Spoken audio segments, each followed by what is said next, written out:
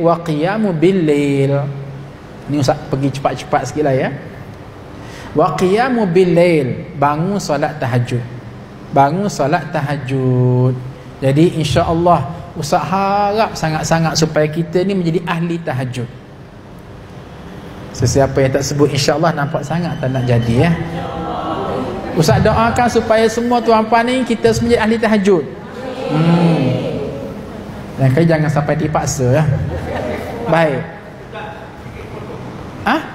Masa terakhir sebelum tunggu berapa minit sebelum azan.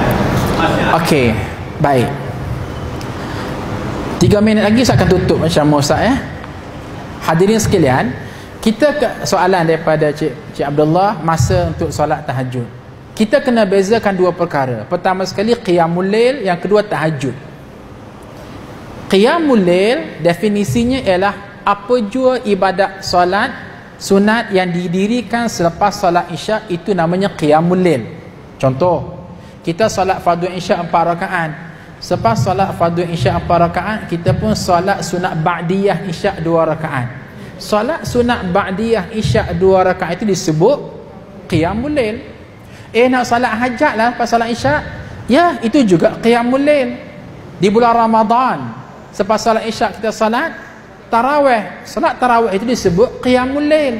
Itu sebab Bilal apa sebut salatul qiyam rahimakumullah. Maksudnya jom mari kita buat qiyamul lail. Nah, itu luas maksud qiyamul lail. Adapun tahajud juga merupakan solat sunat yang dibuat selepas solat isyak, tapi dengan syarat mesti tidur seketika. Walau lahzatan, biarpun sekejap. Sekejap lama mana Ustaz? 5 minit is okay, tak ada masalah. Contoh, selepas solat isyak kita pun pulang ke rumah, makan-makan, pukul 9.30 kita pun tidur. Bising sangat anak cucu oak ni. Pukul 9.45 kita pun tersedar. Nah, ciklah, boleh tak kita nak solat tahajud jam 9.45 malam? Sudah. Boleh ke tidak? Boleh.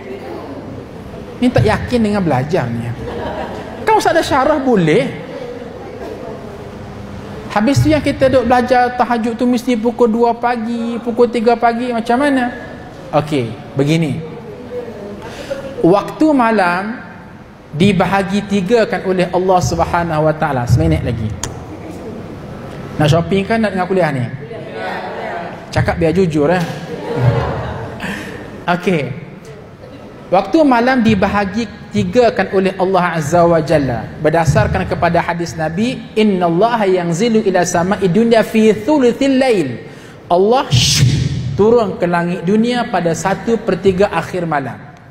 Jadi macam mana kita nak pecahkan 3 ini kepada 3 bahagian? Baik, dalam konteks kita di Malaysia dia agak seragam.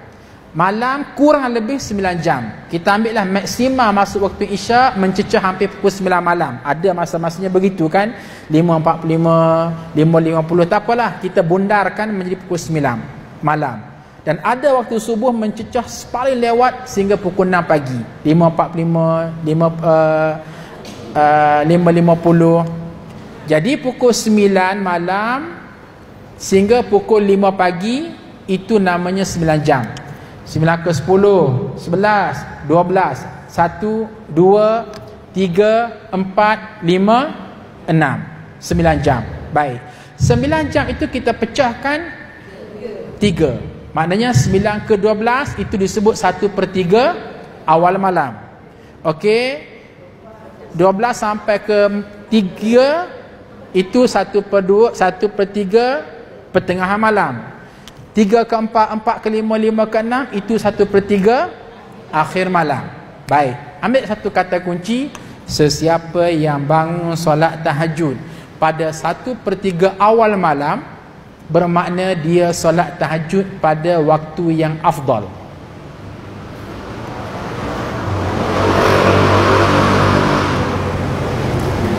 Hello. Kenapa begini tengok Ustaz? Ulang sekali lagi. Sesiapa yang solat pada 1/3 awal malam, 9 ke 10, 10 ke 11, 11 ke 12. Dalam duration itu dia bangun solat tahajud, bermakna dia solat tahajud pada waktu yang afdal. Manakala sesiapa yang bangun solat tahajud pada 1/3 tengah malam, 12 ke 1, 1 ke 2, 2 ke 3, bermakna orang ini mendirikan solat tahajud pada waktu yang lebih afdal. Itu sebab kuliah kena dengar sampai habis. Dan sesiapa yang bangun solat tahajud pada 1/3 akhir malam, 3 ke 4, 4 ke 5, 5 ke 6, orang ini mendirikan solat tahajud pada waktu yang exactly paling afdal. Kenapa Ustaz kata begitu? Sebab Allah Azza wa Jalla memberi markah kepada mereka yang bangun tahajud bermula dengan afdal. Bermula dengan afdal. Biarpun pukul 10 malam dengan syarat tidur seketika. Markah tu bermula dengan afdal, lebih afdal, paling afdal. Masya Allah, Allah lelong pahala habis-habisan kepada kita. Baik. Kenapa 1/3 akhir malam ni paling afdal? Sebab Allah turun ke langit dunia pada 1/3 akhir malam. Tu dia. 3 ke 4, 4 ke 5, 5 ke 6. Dan Allah menyebut, man min taibin fa'atubulah, manalah di kalangan hamba-Ku yang bangun, yang minta taubat, aku nak terima taubat dia dengan syarat bangun tahajud. Man min mustaghfirin fa'astaghfirulah, manalah di kalangan hamba-Ku yang minta supaya aku tutup semua dosa-dosa dia di dunia akhirat, aku nak tutup sekarang dosa dia dengan syarat bangun tahajud. Man min sa'ilin fa'as'alah, sesiapalah di kalangan hamba-Ku yang ada masalah, aku nak rilis semua masalah dia dengan syarat bangun tahajud. Sesiapa yang berhajat, aku nak sempurnakan semua hajat dia dengan syarat bangun tahajud.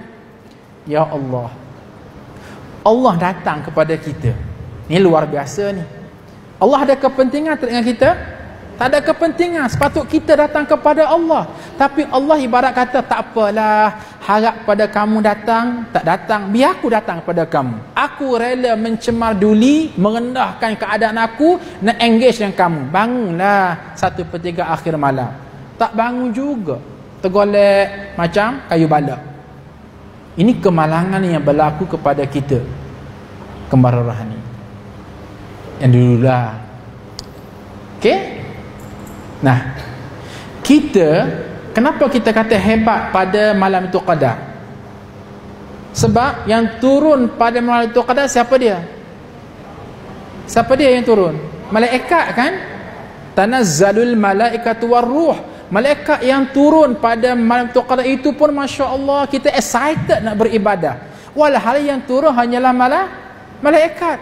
Pada 1/3 akhir malam yang turun siapa? Allah. Bukan lagi para malaikat. Bukan tandingnya Allah dengan malaikat. Justru marilah kita sembam dahi kita mencecah ke lantai pada 1/3 akhir malam. Allah memberitahu, wa qur rabbi adkhilni mudkhala sidqin wa akhrijni mukhraja sidqin wa ja'alni min ladunka sultanan nasira. Surah Al-Isra ayat 79-80.